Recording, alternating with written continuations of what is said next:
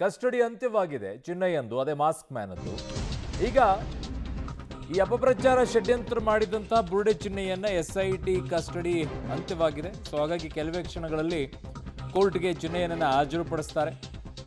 ಬೆಳ್ತಂಗಡಿ ಕೋರ್ಟ್ಗೆ ಚಿನ್ನಯ್ಯನನ್ನ ಹಾಜರುಪಡಿಸ್ತಾರೆ. ಮತ್ತೆ ಕಸ್ಟಡಿಗೆ SIT ಟೀಮ್ ಕೇಳಿದೆ ಅಂತ ಈಗ ಬರ್ತಾ ಇರುವಂತ ಮಾಹಿತಿ, ಹಾಜರುಪಡಿಸಿದ್ದಾರೆ ಅನ್ನೋದು. ಕಾರಣ ಇನ್ನೂ ಮಂಡ್ಯ ಮತ್ತು ತಮಿಳುನಾಡು ಈ ಭಾಗಗಳಲ್ಲೆಲ್ಲ ಸ್ಥಳ ಮಹಾಜರನ್ನ ಮಾಡುವಂಥ ಅಗತ್ಯತೆ ಇದೆ. ಸೊ ಆ ನಿಟ್ಟಿನಲ್ಲಿ ಈಗ ಕಸ್ಟಡಿಗೆ ಕೇಳ್ತಾರೆ.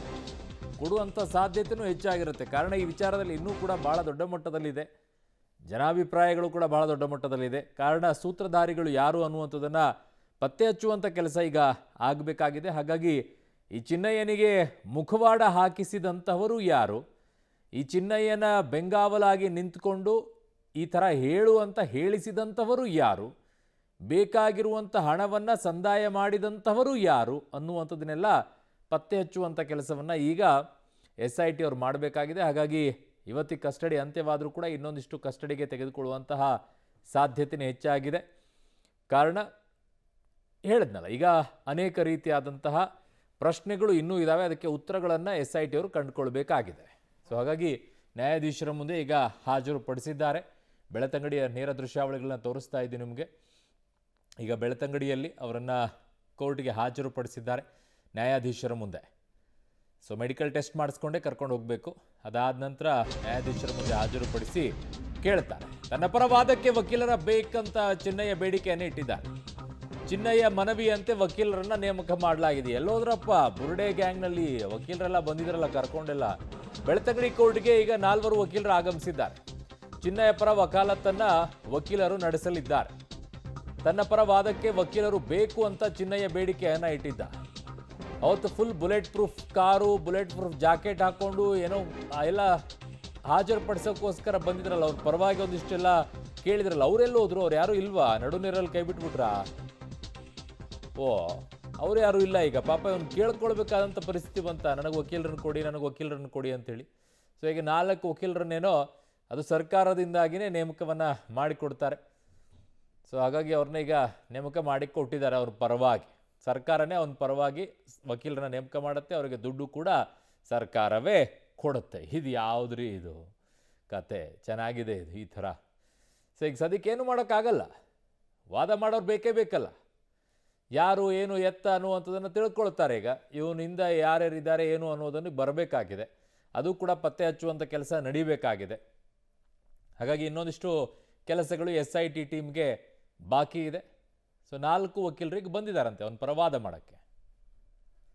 ನನ್ನ ಸಹೋದ್ಯೋಗಿ ಸುಖಪಾಲ್ ಪೊಳ್ಳಿ ನನ್ನ ಸಂಪರ್ಕಕ್ಕೆ ಸಿಗ್ತಾ ಇದ್ದಾರೆ. ಸುಖಪಾಲ್, ಈ ವಿಚಾರದಲ್ಲಿ ಈಗ ಅವತ್ತು ಬುಲೆಟ್ ಪ್ರೂಫ್ ಕಾರಲ್ಲಿ ಬುಲೆಟ್ ಪ್ರೂಫ್ ಜಾಕೆಟ್ ಹಾಕ್ಕೊಂಡು ಏನೋ ಕರ್ಕೊಂಡು ಬಂದರು ಅಂತ ಹೇಳ್ತಾ ಇದ್ರಲ್ಲ, ಅದೇನು ಬುಲೆಟ್ ಪ್ರೂಫ್ ಜಾಕೆಟೋ ಬುಲೆಟ್ ಪ್ರೂಫ್ ಕಾರೋ ಗೊತ್ತಿಲ್ಲ ನನಗೆ. ಅಷ್ಟೆಲ್ಲ ಹಾಕೊಂಡ್ಬಿಟ್ಟು ಮಾಸ್ಕ್ ಎಲ್ಲ ಹಾಕೊಂಡು ಬಂದ್ರಲ್ಲ, ಅಲ್ಲಿ ಜೊತೆಗಿದ್ದಂಥವ್ರು ಯಾರು ಇಲ್ವಾ? ಈಗ ಹೋಗಿ ನೀನೇ ಅಂತೇಳಿ ನಡು ನೀರಲ್ಲಿ ಕೈ ಬಿಟ್ಬಿಟ್ರಾ? ಹೌದು ಅರುಣ್, ಈಗ ಆರಂಭದಲ್ಲಿ ಆತನ ಬಂಧನ ಆದ ದಿನ ಅಂದರೆ 12 ದಿನಗಳ ಹಿಂದೆ ಬಂಧನ ಆದ ಸಂದರ್ಭದಲ್ಲೂ ಆತನ ಪರವಾಗಿ ಯಾವುದೇ ವಕೀಲರು ಕಾಣಿಸ್ಕೊಳ್ಳಿಲ್ಲ. ಯಾವಾಗ ಆರಂಭದಲ್ಲಿ ದೂರು ಕೊಡಲಿಕ್ಕೆ ಬಂದಾಗ 2, 3, 4 ವಕೀಲರಿದ್ದರು. ಅದರ ಜೊತೆಗೆ ಉತ್ಖನನ ಮಾಡುವಾಗ ಒಂದು ಕಾರು ಪೂರ್ತಿಯಾಗಿ ವಕೀಲರು ಬರ್ತಾ ಇದ್ರು. ಆದರೆ ಈಗ ಯಾವುದೇ ರೀತಿಯಾದಂಥ ವಕೀಲರು ಇಲ್ಲ, ಯಾವುದೇ ವಕೀಲರಿಲ್ಲ. ಆರಂಭದ ದಿನದಿಂದ ಬಂದಂಥವ್ರು ಯಾರೂ ಇಲ್ಲ. ಹಾಗಾಗಿ ನನಗೆ ಉಚಿತವಾಗಿ ಲಾಯರನ್ನು ನೇಮಕ ಮಾಡಿ ಅನ್ನುವಂಥದ್ದನ್ನು ಆತ ಕೇಳ್ಕೊಂಡಿರುವಂಥದ್ದು. ಈಗ ಸದ್ಯದ ಮಟ್ಟಿಗೆ ಈ ಒಂದು ಬೆಳ್ತಂಗಡಿಯಲ್ಲಿ ಇರುವಂಥ ನ್ಯಾಯಾಲಯಕ್ಕೆ ಅವರನ್ನು ಆರೋಪಿ ಚಿನ್ನಯ್ಯನನ್ನು ಹಾಜರುಪಡಿಸಲಾಗಿದೆ. ಈಗ 3 ಗಂಟೆಗೆ ಬರಲಿಕ್ಕೆ ಹೇಳಿರುವಂಥ ಹಿನ್ನೆಲೆಯಲ್ಲಿ ಇವತ್ತು ಹಾಜರುಪಡಿಸಿದ್ದಾರೆ. ಈಗ 12 ದಿನಗಳ ಕಾಲದ ಕಸ್ಟಡಿಯನ್ನು ಮುಗಿಯಿತು. ಕಸ್ಟಡಿ ಮುಗಿದ ಬಳಿಕ ಈಗ ಮತ್ತೆ ಇವತ್ತು ಮೆಡಿಕಲ್ ಟೆಸ್ಟ್ ಮಾಡಿ ಮತ್ತೆ ಅವರನ್ನು ಆರೋಪಿಯನ್ನು ಇವತ್ತು ಹಾಜರು ಮಾಡುವಂಥ ಕೆಲಸವನ್ನು ಮಾಡಲಾಗಿದೆ. ಇವತ್ತು ಮತ್ತೆ ಒಂದು ಸುಮಾರು 10 ದಿನಗಳ ಕಾಲ ಕಸ್ಟಡಿಗೆ ಕೇಳಬೇಕು ಅನ್ನುವಂಥ ಒಂದು ತಯಾರಿಗಳನ್ನು ಈಗ SIT ಪೊಲೀಸರು ಮಾಡಿಕೊಂಡಿದ್ದಾರೆ. ಆದರೆ ಅಷ್ಟು ದಿನಗಳ ಕಾಲ ಕಸ್ಟಡಿಗೆ ಕೊಡುವಂಥದ್ದು ಸಾಧ್ಯತೆ ಭಾಳಷ್ಟು ಕಡಿಮೆ ಇರುವಂಥದ್ದು. ಹಾಗಾಗಿ ಕನಿಷ್ಠ ಒಂದು 3 ದಿನ ಆದರೂ ಸಿಗುವಂಥ ಸಾಧ್ಯತೆಗಳಿದೆ. ಹೀಗಾಗಿ ಇನ್ನೂ ಉಳಿದಂಥ ಕಡೆಗಳಲ್ಲಿ ಹಾಜರು ಮಾಡುವಂಥ ಕೆಲಸಕ್ಕೆ ಈಗ ಮುಂದಿನ ದಿನಗಳಲ್ಲಿ ಮುಂದಾಗಬೇಕಾಗುತ್ತೆ SIT. ಈಗ ಮಂಡ್ಯ ಮತ್ತು ತಮಿಳುನಾಡಿನಲ್ಲೂ ಕೆಲವೊಂದು ಹಾಜರು ಮಾಡಬೇಕು ಅನ್ನುವಂಥ ಒಂದು ತಯಾರಿಯನ್ನು SIT ಮಾಡಿದೆ. ಆ ಹಿನ್ನೆಲೆಯಲ್ಲಿ ಈಗ ಮತ್ತೆ SIT ಕಸ್ಟಡಿಗೆ ಕೇಳಲಿಕ್ಕೆ ಈಗ ನ್ಯಾಯಾಲಯದ ಮುಂದೆ ಮನವಿಯನ್ನು SIT ಅಧಿಕಾರಿಗಳು ಸಲ್ಲಿಸಲಿಕ್ಕೆ ಇರುವಂಥದ್ದು. ಈಗ ಈ ವಿಚಾರಣೆ ಆದ ಬಳಿಕ ಎಷ್ಟು ದಿನಗಳ ಕಾಲ ಕಸ್ಟಡಿಗೆ ಕೊಡ್ತಾರೆ ಅನ್ನುವಂಥದ್ದು ಗೊತ್ತಾಗುತ್ತೆ. ಅರುಣ್, ಓಕೆ ಸುಖಪಾಲ್, ನಿಮ್ಮೆಲ್ಲ ಮಾಹಿತಿಗೆ ಧನ್ಯವಾದಗಳು. ಈ ವಿಚಾರದಲ್ಲಿ ಈಗ ಕಸ್ಟಡಿಗೆ ಎಷ್ಟು ದಿನ ಕೊಡ್ತಾರೆ ಅನ್ನೋದನ್ನ ನೋಡಬೇಕಾಗಿದೆ.